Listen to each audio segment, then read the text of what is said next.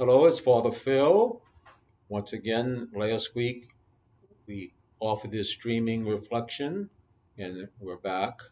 It's the approaching the fifth week of Lent, and we are thankful for the prayers of so many people locally as well as throughout the whole world. And please be assured of our prayers for those of you who may be watching this. Last week, I shared some reflections about the gospel on the man born blind. I remind you that the third, fourth, and fifth weekends of Lent during the Matthew cycle uh, has, uh, during the John cycle, has some uh, long dramas that communicate to us what Lent is for, which is to prepare us for baptism. And so on the third week of Lent, we had Jesus being the living water to the Samaritan woman who had been married 5 times and living with a sixth. And then the seventh man in her life was seeking to pull faith from her, even though, in one sense, to observers, that maybe she must not have had any faith. But yet, the fact is, she did have, and Jesus saw this, and he engaged her to pour forth greater faith.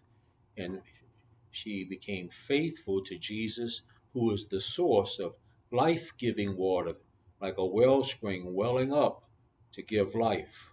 And she came to believe and trust. And then last week I shared about the man born blind, as I said.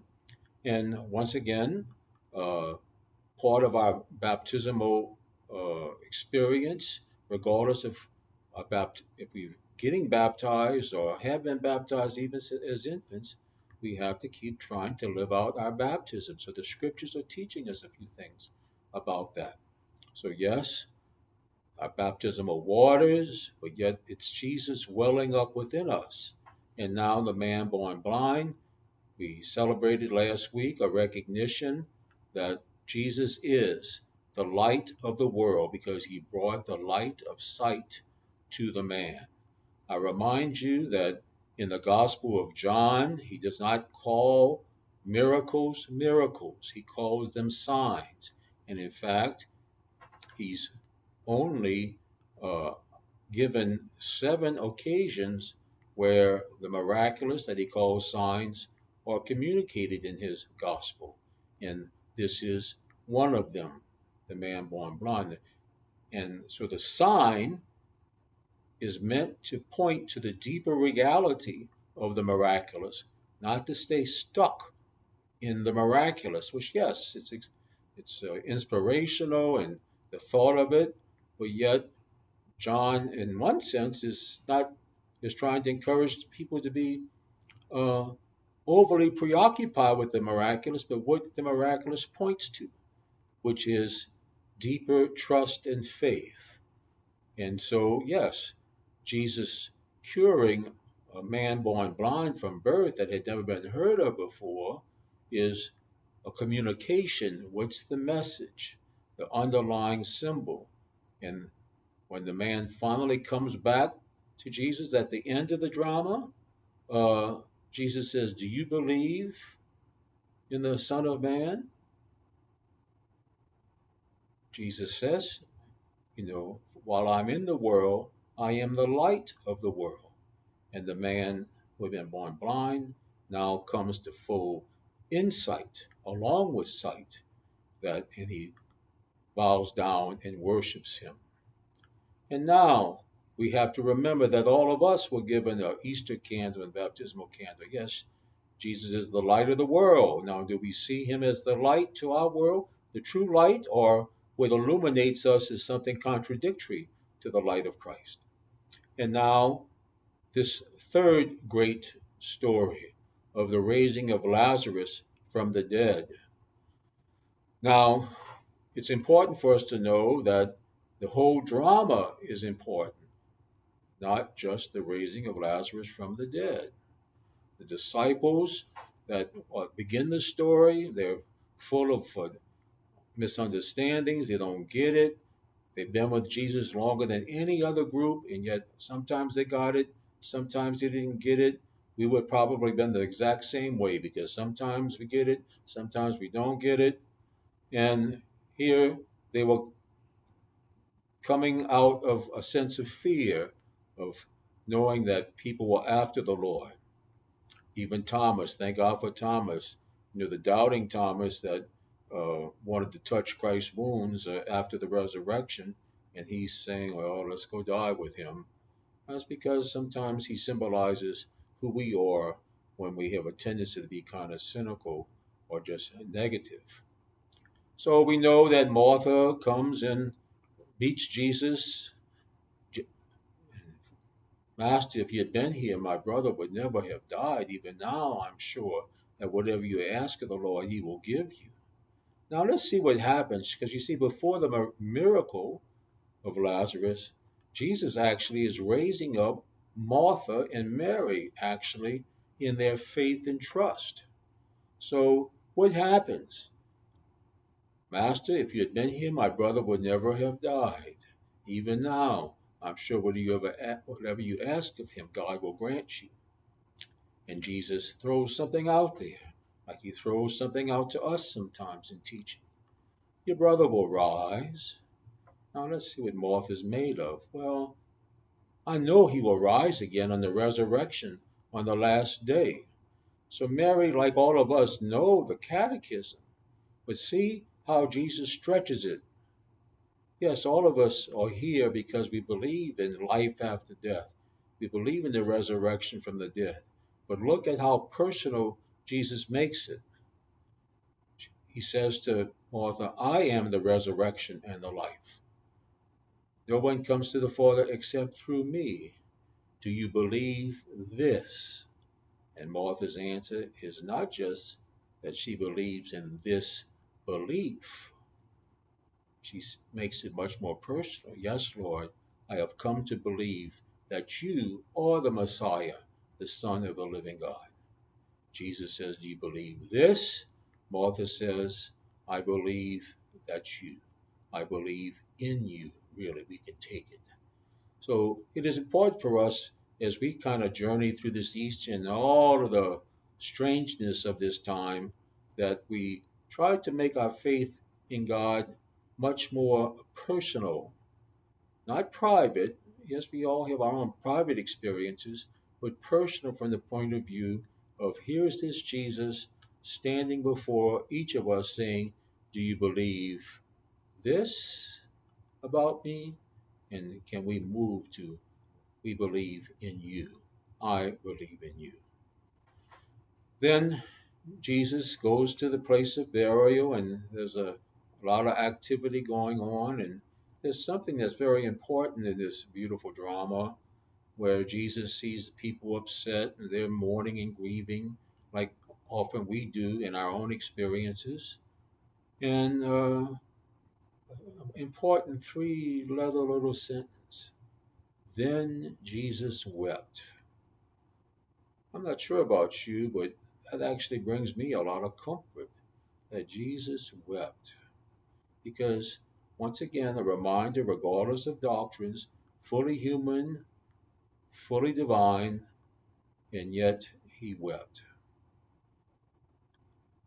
It's better for us, maybe not to cause Jesus to weep, but he weeps because he identifies with humanity, not just in the glory of humanity and the virtue of humanity, but also in the difficulties and pain and suffering of humanity, both in terms of sinfulness as well as uh, issues with regard to our mortality and vulnerability.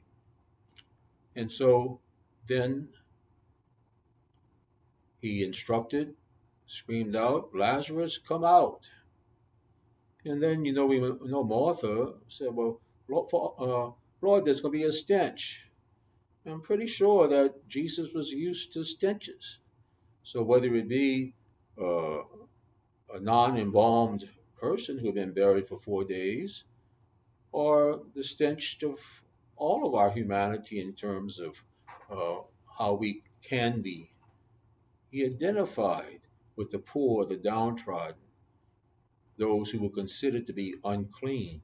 And now he identifies with this. dead brother of Martha and Mary, and goes on with the miracle. He comes out, but it's a sign. Why? Because Jesus is the resurrection and the life, and it's his voice that calls forth eternal life. So our faith is in the command that Jesus is the crucified one and he is the resurrection and the life. It's important for us also to recognize that when we come face to face with it, that, well, I'm going to tell you this little story. Many, many years ago, I was actually doing a funeral at a church, and this was the particular gospel for that funeral. And right smack in the middle of the homily for the gospel, uh, something hit me. I was a young priest, and still in my maybe 30 possibly, and it hit me. Lazarus died again. Now I knew that, but I guess I never thought about that. We don't have any information about how much longer he lived. What did he die of? None of that stuff. In one sense, is actually not that important for John. What's important for John in terms of this miracle is that it's the sign that it points to. So he's not pointing to it to make us believe that we're not mortal. Yes, there's those Ash Wednesday words, remember? You and I are dust, and the dust we shall return. So, yes, we're mortal, but this Jesus who can raise a dead man to physical life is the Jesus who can raise all of God's children to life eternal in the resurrection. And so John is saying, look, look at the sign that, and we will see it most communicated in as we prepare for next week, and I'm sure we won't be back in church from what it looks like, the special Holy Week, and yet we're going to see that whole week in terms of the dramas that challenge us to pay attention to the fact that Jesus is not just resurrection, Jesus is not just someone who died, but he is death and resurrection. And the same thing is true for all of us. To see that sign, do we believe in this person who is standing in front of us, next to us, behind us, all around us, above us, underneath us, with his presence? His presence that's not just in church, his presence that's not just in the sacraments. Yes, those are terribly important, but his presence that is with us and in us. That yes, he is the light of the world. And yes, we who have been baptized were baptized into his death, so that we might rise with him as well. And so, even though we know that we were born and began life, and that we will die to end our physical life, what the scripture is teaching us is that everything in life, and we'll learn more about it next week, everything in life is the paschal mystery. We face small and medium and bigger deaths in this life, where we have to die to sin or die to our patterns or die to something else that can be destructive in our lives, but only to rise again. It's not just the big death like Lazarus experienced and rose again. It's not just about our actual death when it comes, but all the little deaths and maybe not so little deaths that we experience while we live. And Jesus is saying that's not your total reality. Yes, it's death, and yes, there's also resurrection from those deaths. And we want to keep living out that paschal mystery by putting our trust that Jesus is resurrection and life, that he is both the God of the good news as well as the God who is good news even when we experience bad news, that we put our trust in him. Like Martha and Mary want to say, yes, Lord, help us. And yet we also, even when it doesn't always not so easy, when it's not so easy to feel it, that we can say, uh, I trust. Please know of our prayers and best wishes and help, and please feel free to try to reach us through the office or through the parish website.